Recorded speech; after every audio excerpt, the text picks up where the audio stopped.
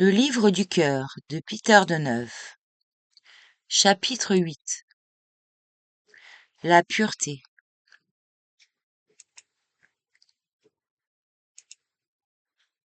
Le mot pureté est intelligible pour tout le monde. Il a un sens extérieur et un sens intérieur.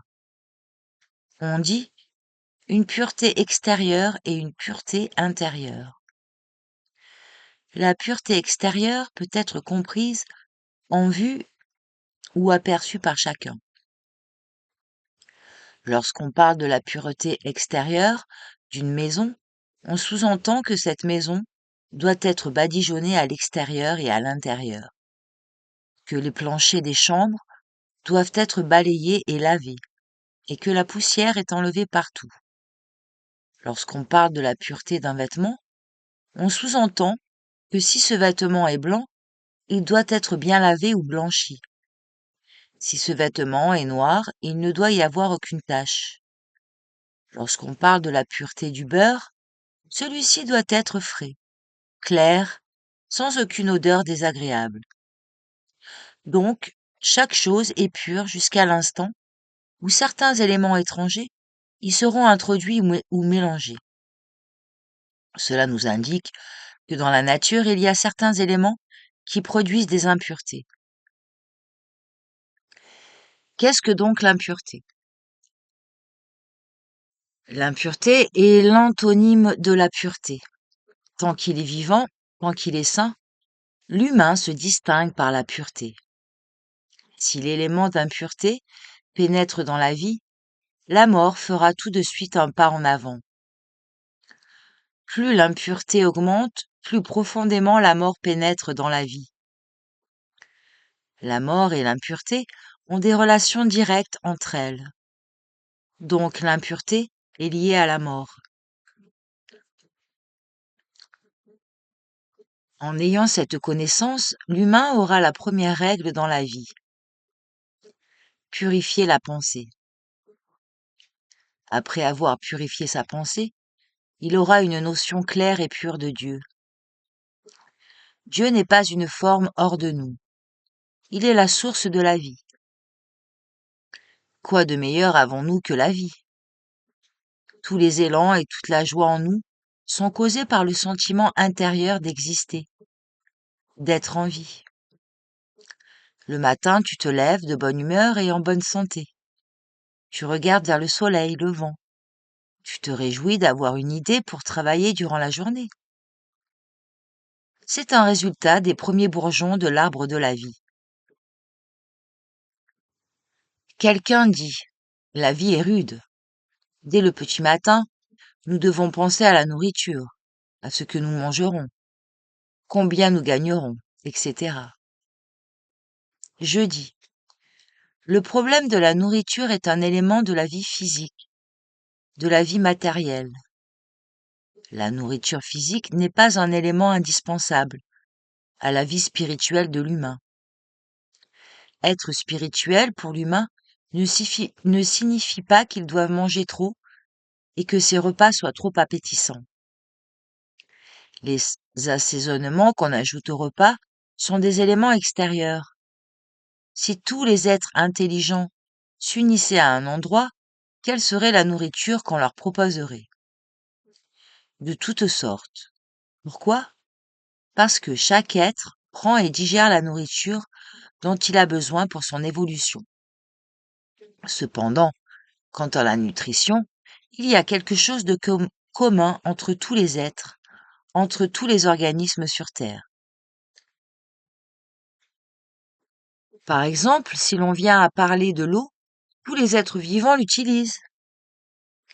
Premièrement, les êtres vivants prenaient leur nourriture de l'air, plus tard de l'eau, et enfin de la matière dure.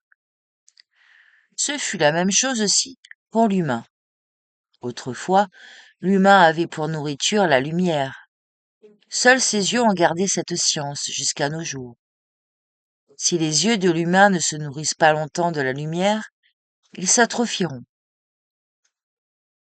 Par conséquent, la première tâche pour l'humain est de faire une notion bien claire de Dieu. Si l'on parle de Dieu, on devra inclure dans sa conscience tous les êtres, à partir des plus petits jusqu'aux plus grands, dont il prend soin de la même manière. Il n'y a pas d'autre être, hors Dieu, qui soit meilleur,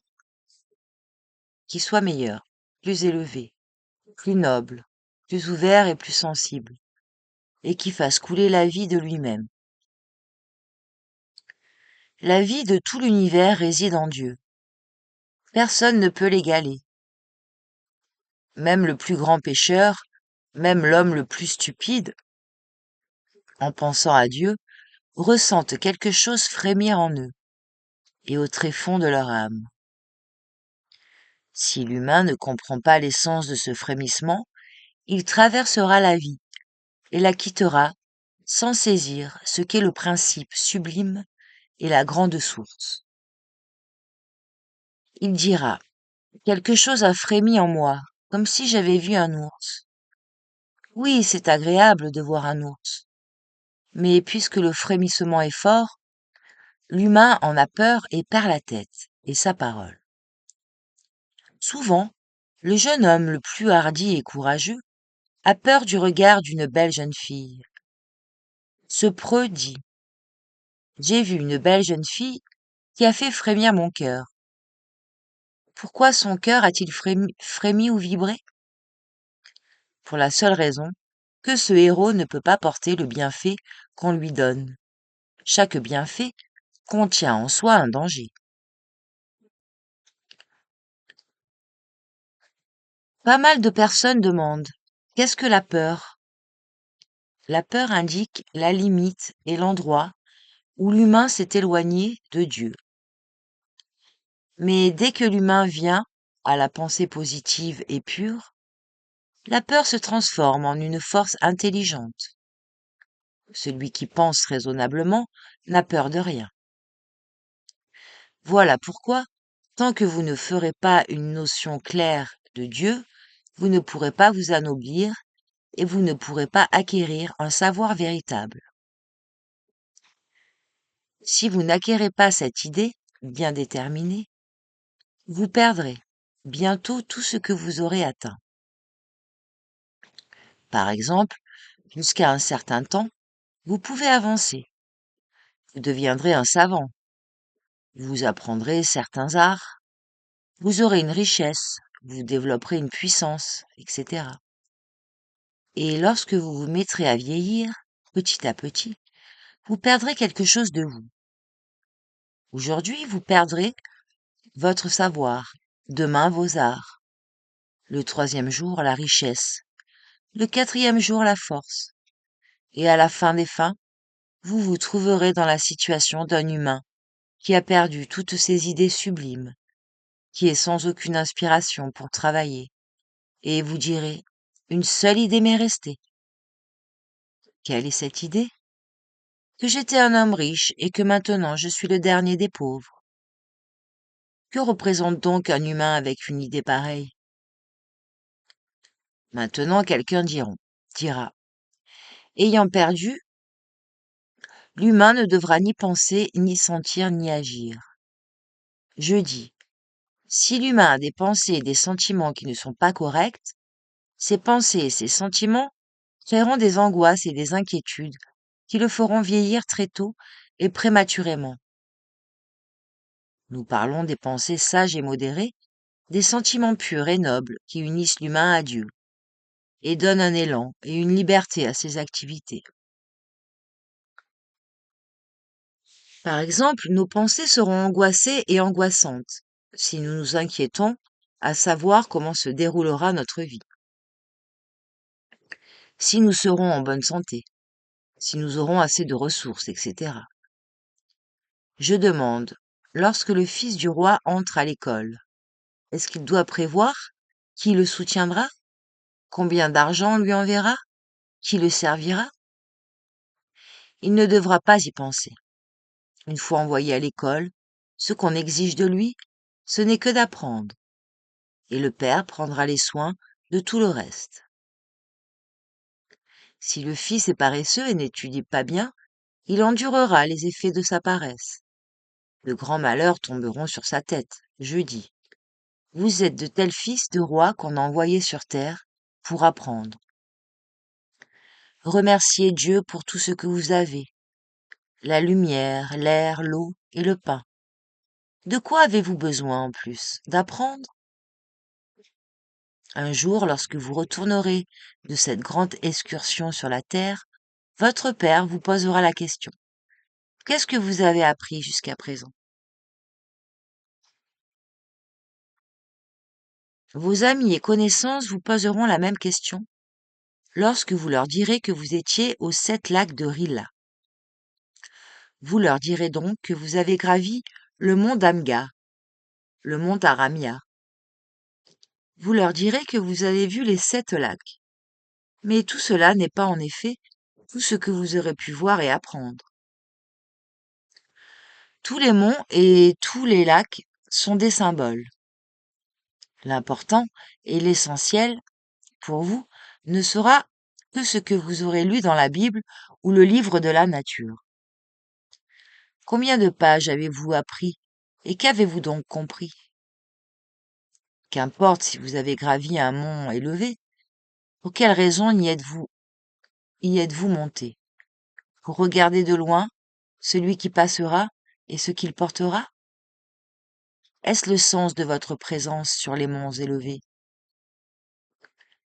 Vous direz que sur le mont Aramia, des brigands montaient souvent pour attendre et surprendre des humains riches en vue de les dépouiller. Non, ce n'est pas ça. Les excursions, et surtout la montée sur les monts élevés, ont un sens profond. Ainsi donc, lorsqu'on parle de vol ou de dépouillement des gens riches, il faut savoir ce que représentent ces gens riches en tant que symbole. Les humains riches sont les idées enrichissantes dans le monde. C'est le bienfait et la bonté qu'on peut sous-entendre en envisageant un humain riche. La Sainte Écriture dit: ne t'oppose pas au mal. Pourquoi? Parce que le mal est un homme pauvre. Cette proposition de la Sainte Écriture est une formule importante pour le domaine de l'économie. Ainsi donc, tu céderas devant le mal ou devant l'humain pauvre pour qu'il passe. Si tu ne fais pas de cette façon-là, si tu l'entraves ou l'arrêtes dans son chemin, il te demandera de l'argent, des vêtements, des souliers. Tu devras lui donner tout ce qu'il voudra. Le mal est un homme pauvre qui ne compte que sur la grâce des autres humains, tandis que celui qui est entré à l'école divine pour apprendre devra délaisser l'aumône et s'en libérer. Je dis, si vous voulez comprendre Dieu, vous devrez être purs. Il est dit, seuls les purs du cœur verront Dieu. Des souffrances, des difficultés, des malheurs surviendront. Vous êtes en pleine mer et des tempêtes violentes peuvent y survenir. Ces tempêtes concernent aussi le bateau. Il s'inclinera d'un côté et de l'autre côté. Mais dedans, il faut que règne l'harmonie intérieure et la paix intérieure. Si les vagues maritimes arrivent à pénétrer à travers le moindre trou, le bateau est déjà voué à la destruction, au naufrage et à la ruine. De la même façon, en l'humain pénètrent les idées négatives, les pensées impures dont vous devez vous garder. Et vous tous donc, vous qui marchez par-ci par-là dans la nature, ne la souillez-vous pas? Combien de valets doivent travailler après votre départ pour nettoyer vos impuretés? Certains humains prétendent être purs et même saints, mais toutefois ils laissent partout leurs impuretés. En mangeant ci et là, ils laissent partout leurs déchets. Pendant que vous porterez vos impuretés en vous, vous ne serez pas saints, ni purs non plus. Si vous observez la pureté dans le monde physique, vous serez purs aussi dans le monde mental et dans le monde spirituel. Quelqu'un me dira qu'il croit en Dieu, qu'il a un idéal sublime. Et pourtant, il ne prend pas soin de la pureté tout à fait ordinaire dans le monde physique. Non, mais non, on exige de chacun de vous une pureté à tous les égards, pureté physique, pureté mentale et pureté spirituelle. Vous dites, tout dépend de nous. Ce qui dépend de vous, c'est de maintenir la pureté absolue dans toute votre vie. Cependant, la vie elle-même dépend de Dieu. Si vous voulez être saint et gai, il faudra que chaque sentiment, chaque pensée et chaque activité en vous soit pénétrée de l'idée de la pureté. C'est la seule façon qui vous permettra d'avoir la bénédiction divine. Maintenant, vous gâtez et abîmez tout ce que Dieu vous donne, et comme cela, vous vous exposez à la mort. Il est temps enfin que l'humain renonce à son amour-propre, petit et mesquin. Qu'importe si quelqu'un a dit un propos malveillant à votre égard, ou bien si un autre vous a insulté. Ne vous intéressez pas à ce qui est négatif. Et ne faites pas pénétrer des pensées négatives dans votre conscience et dans votre esprit. Bien que tous les autres humains ne te respectent pas, tu peux travailler et faire tout ton travail d'une façon qui les fera apprécier ta dignité et ton honnêteté. Travaille durant 10 années sans cesse afin de développer une force et une puissance en toi. Et un jour, en te voyant au moment où tu manifesteras une telle force et aptitude, les paysans diront, tout seuls, laissez en paix cet homme-ci. Il ne faut pas jouer avec lui. C'est un homme fort.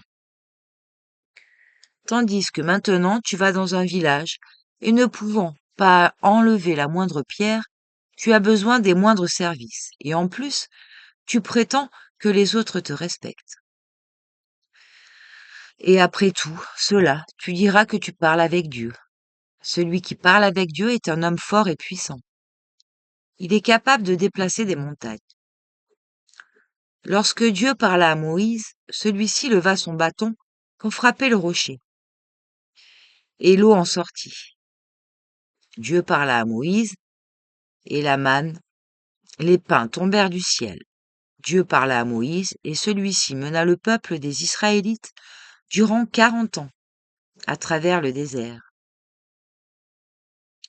Je demande comment reconnaîtrez-vous que c'est Dieu qui parle? Est-ce des livres que vous apprendrez tout cela? Non, chacun des humains a sa propre expérience spécifique, à travers laquelle il est arrivé au point de connaître la voix divine en lui-même. Innombrables sont les moyens que la nature utilise pour se faire comprendre, mais la voie qui mène au monde de la vérité est une seule. La vérité est le monde le plus pur où se manifeste l'amour. La vérité est l'image la plus pure de l'amour. Qu'est-ce que l'amour? Le contenu le plus pur de cette image. La vérité est la manifestation sublime de l'amour. La plus grande liberté peut être acquise à travers et moyennant la vérité.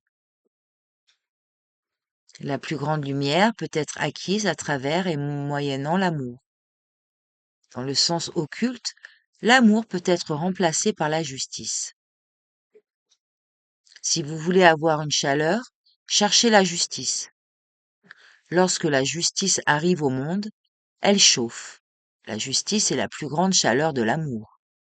Et l'amour est l'essence de la vie. Vous devez savoir qu'il n'y a rien de supérieur à la vie.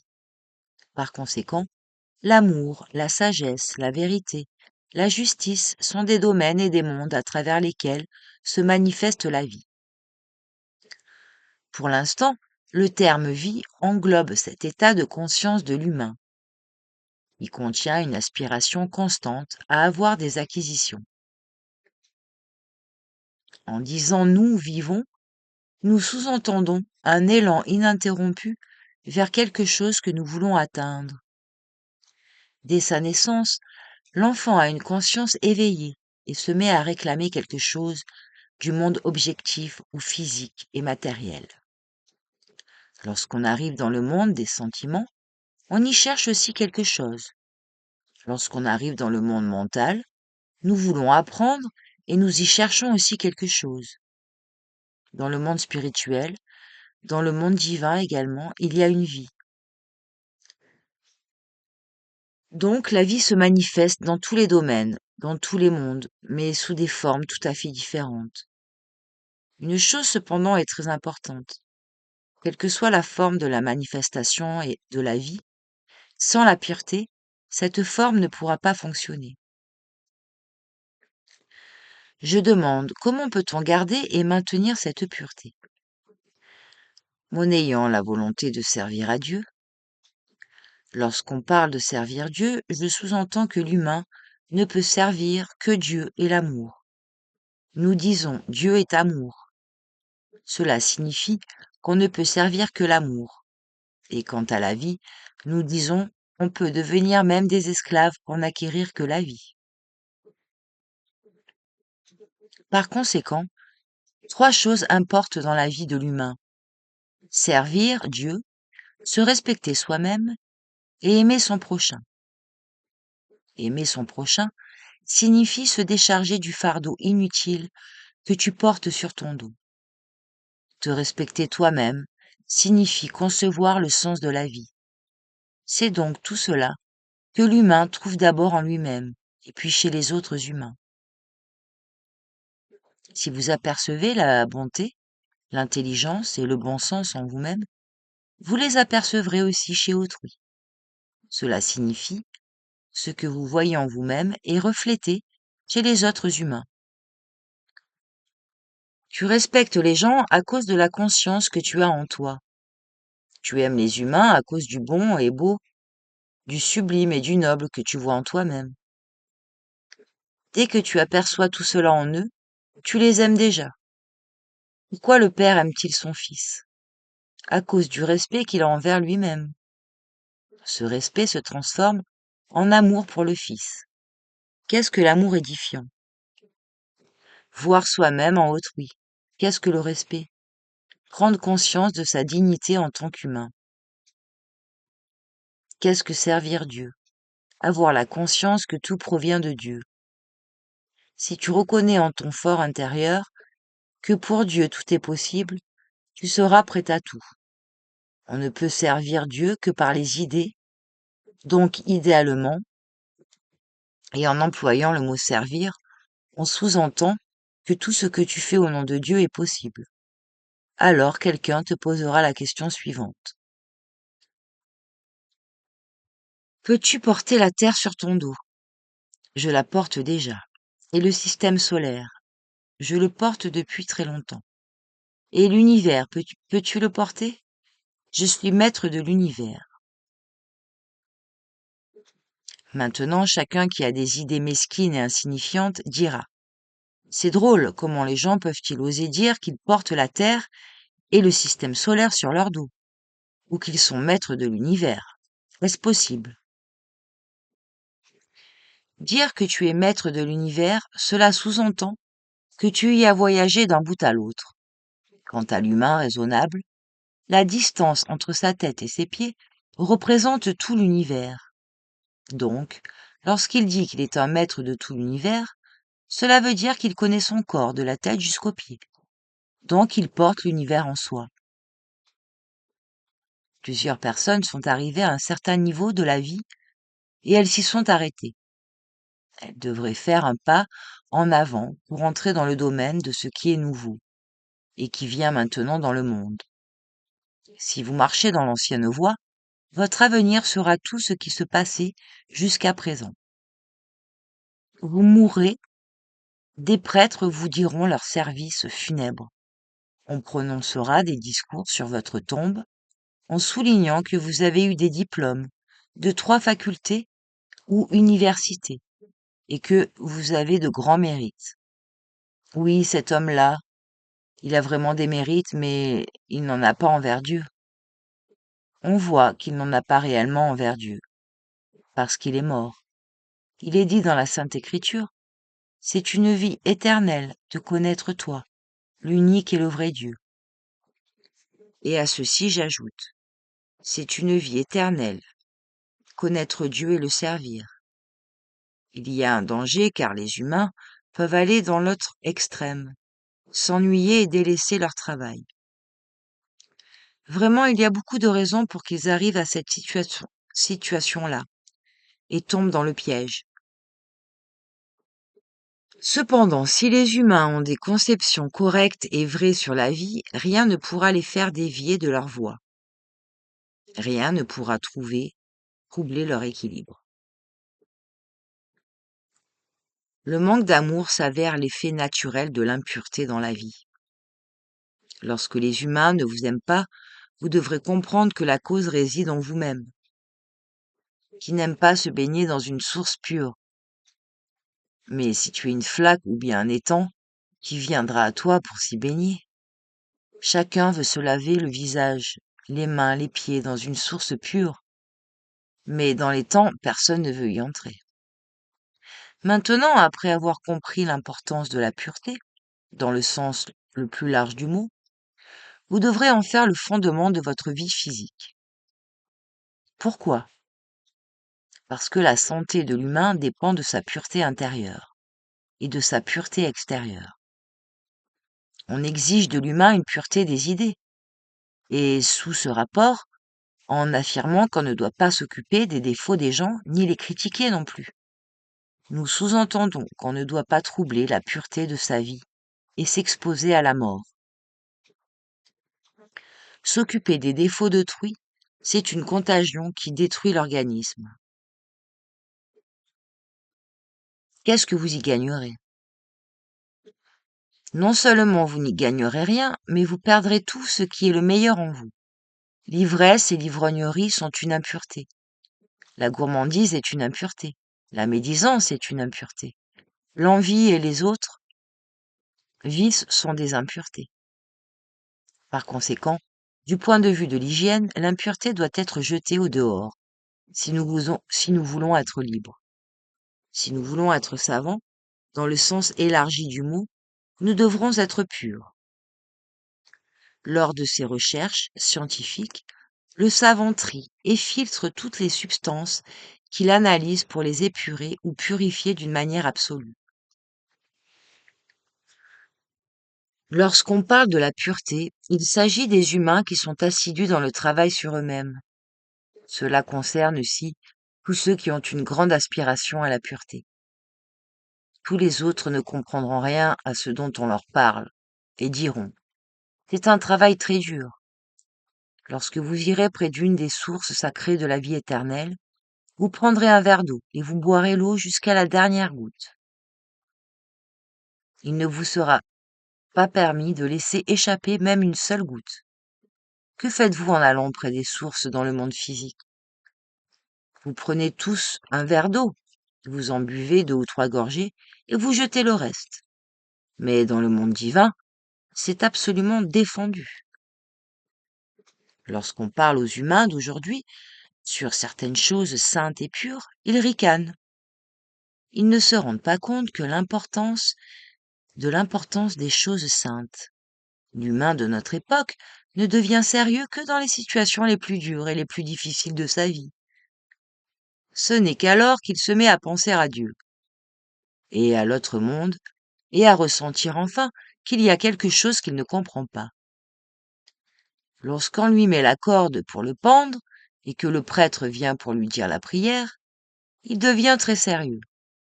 Il regarde et s'attend à ce que quelqu'un lui vienne en aide.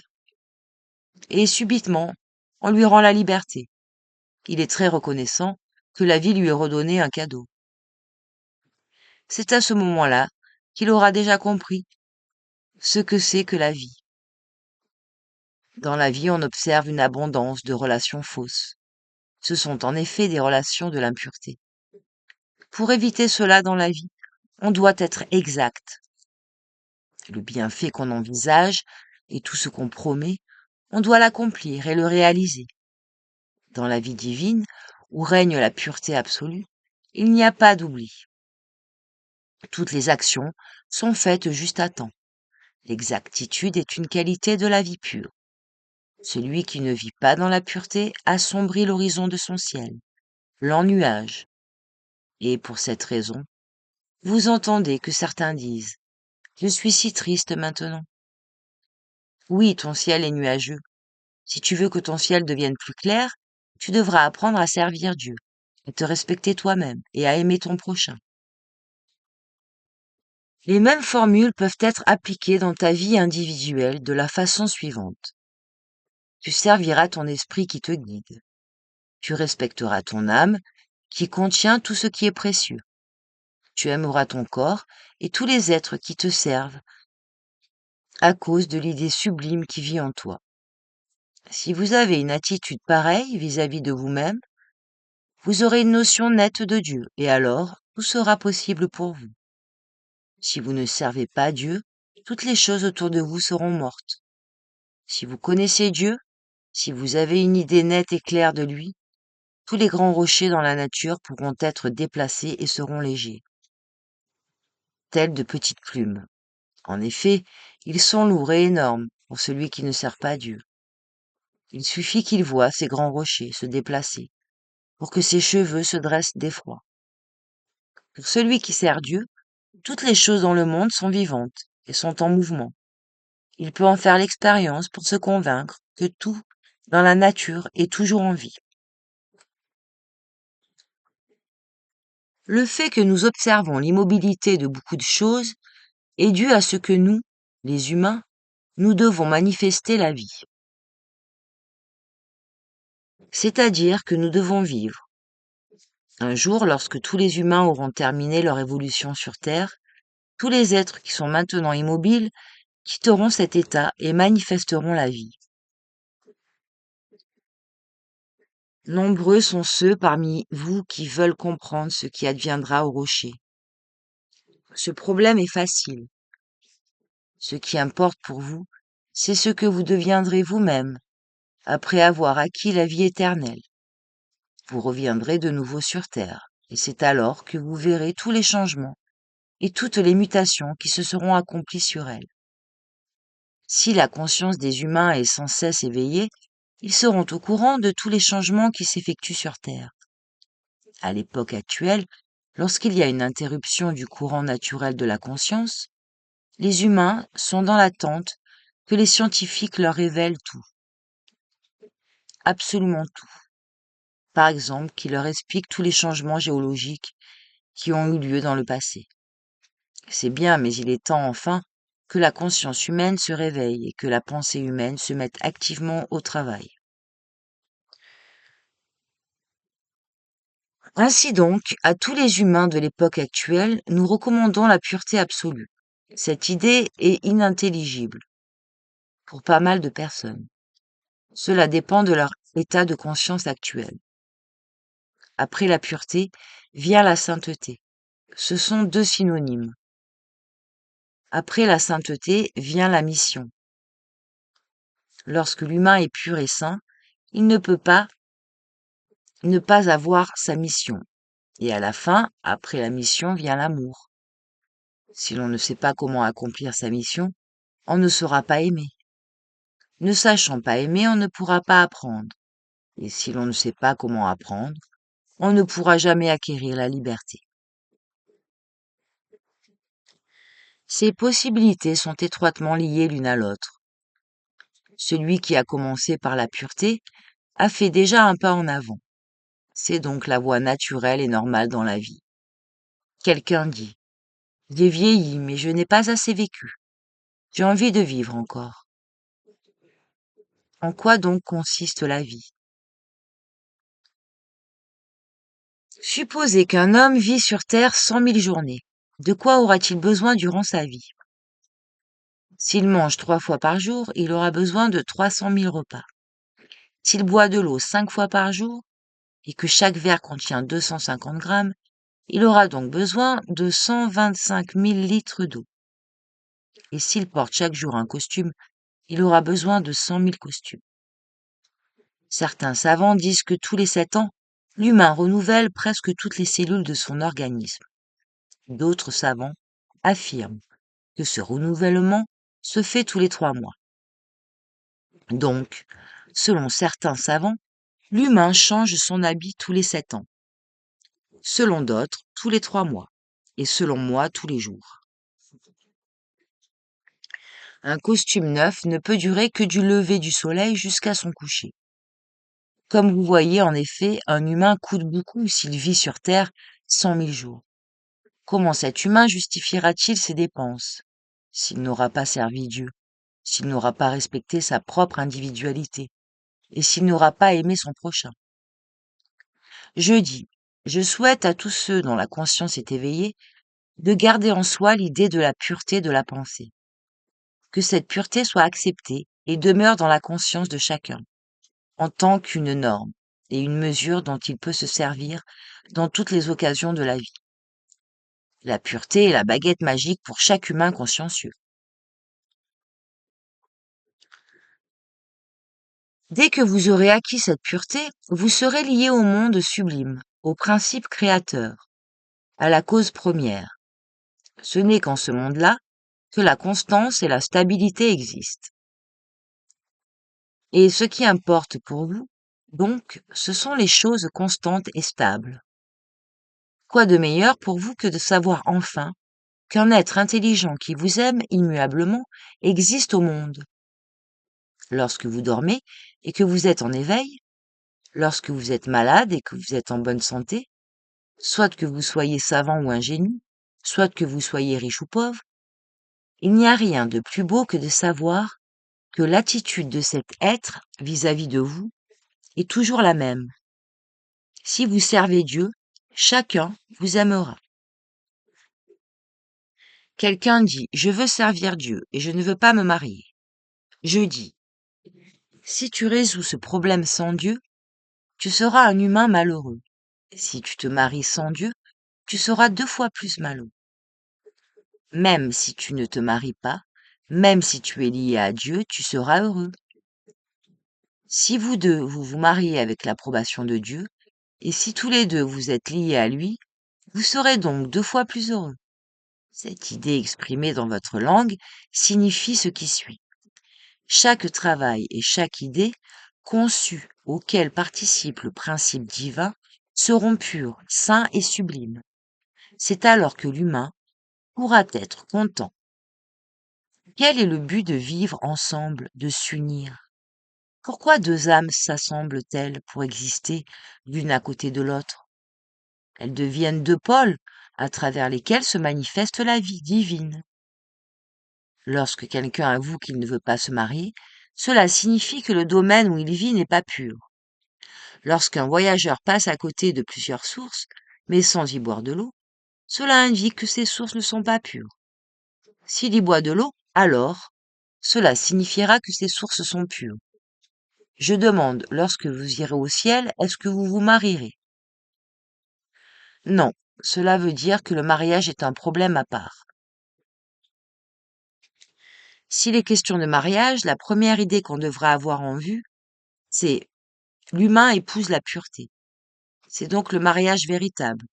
Celui qui n'a pas épousé la pureté est veuf. Dans ce sens, quand quelqu'un dit qu'il ne veut pas se marier, il se voue tout seul à la mort. Épouser la pureté, c'est un mariage au sens spirituel du mot. Celui qui se marie sur terre, au sens physique, il meurt. S'il ne se marie pas, il ne mourra pas. Dans le monde spirituel, le processus est inverse.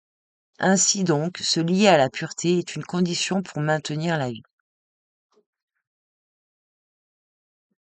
Faites des explications bonnes et belles à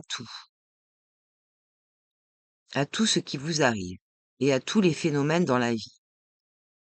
Lorsqu'on me dit que quelqu'un pleure, je ne m'arrête pas sur l'humain lui-même qui pleure, mais je dis qu'au dehors il pleut, et que cette pluie arrosera les fleurs dans le jardin de cet humain, pour qu'elles s'en réjouissent. Lorsqu'on me dit que quelqu'un est joyeux, je comprends que le soleil s'est levé pour cet humain, et que les fleurs de son jardin fleurissent et exhalent des odeurs agréables. Tâchez de remplacer les images négatives par des images pures et belles afin de préserver la pureté de votre conscience. Maintenant, lorsqu'on parle de la pureté, un danger apparaît, celui de n'envisager qu'un seul aspect, donc de ne penser qu'à la pureté extérieure. Si un jeune homme paresseux, en ne voulant pas travailler, n'aspire qu'à la pureté extérieure, il demandera à son père tous les jours de l'argent pour acheter des vêtements neufs, des souliers, des parfums, des peignes et des brosses, avec le seul but de plaire aux jeunes filles. De cette façon-là, il se ruinera lui-même. Il ruinera aussi son père. Mais il n'atteindra pas son objectif. Les jeunes filles le verront tous les jours bien paré et propre. Mais il y aura quelque chose en plus qui sera la cause de ce qui leur déplaira. Elles ne voient pas en lui l'homme véritable. On ne peut pas se passer de vêtements, mais ce n'est pas l'habit qui fait l'humain. Les beaux vêtements ont une valeur seulement dans le cas où ils seront mis par un homme intelligent. Je dis, la première condition absolue pour acquérir la vie divine et la pureté, c'est à elle que les âmes aspirent. C'est pour elle qu'elles prient. C'est elle qu'elles cherchent. Du premier mot jusqu'à la fin, la Bible ne parle que de la pureté et de la sainteté. Car devant l'humain, pur s'ouvrent d'innombrables possibilités. Si l'humain ne peut pas se débarrasser de son impureté, les possibilités seront inaccessibles pour lui. Dans le monde physique, le progrès, la lumière, le savoir, la force et la liberté existent en fonction de la pureté. Mais dans le monde spirituel, c'est en fonction de la sainteté. Plus saints sont les esprits, plus forts ils seront. Dans le monde divin, tout dépend de l'amour. Lorsque vous descendez vers le bas, vous travaillez sur les idées, accomplir ses missions et servir Dieu, respecter et aimer. Lorsque vous montez vers le haut, vous acquérez une pureté, une sainteté ou un amour. Aujourd'hui, vous tous, vous avez assisté à la table de la pureté. Mais vous ferez attention pour qu'aucune miette ne soit tombée par terre. Vous ramasserez tout le pain et vous le distribuerez à tous ceux que vous croiserez. Quelqu'un dit que les autres gens adoptent nos idées et notre credo. Je demande, quelles sont vos idées? D'être pur. Quel est votre credo? La pureté. Chacun d'entre vous devra se distinguer par un élan puissant vers la pureté. Consacrons cette journée à la pureté.